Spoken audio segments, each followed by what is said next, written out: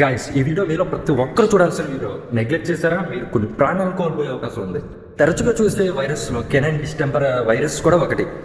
ఈ virus effect అయిన కుక్కను ముట్టుకున్నా, దాని ఫుడ్ సేవ్ చేసుకున్నా, దాని థింగ్స్ ముట్టుకున్నా, లేదంటే మన ద్వారా అయినా, లేదంటే గాలి ద్వారా అయినా చాలా ఈజీగా స్ప్రెడ్ అవుతుంది.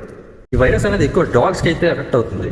పెంచుకున్న డాగ్స్కి వచ్చిందంటే బతికే ఛాన్సెస్ అయితే 1% కూడా ఉండదు. వైరస్ వస్తే మేజర్గా నర్వస్ సిస్టమ్ మీద అయితే దీని ఎఫెక్ట్ అయితే చూపిస్తుంది. వైరస్ వస్తే దాని సిమ్టమ్స్ ఏంటంటే దాని హెడ్ అనేది రెగ్యులర్గా కొట్టుకుంటూ ఉంటుంది, అండ్ ఒక్కొక్కసారి లెగ్స్ కూడా కొట్టుకుంటూ ఉంటాయి. ఫుడ్ అనేది రెగ్యులర్గా తినదు, ఒకవేళ తిన్నా సరే వామిటింగ్స్ అనేవి అవుతాయి.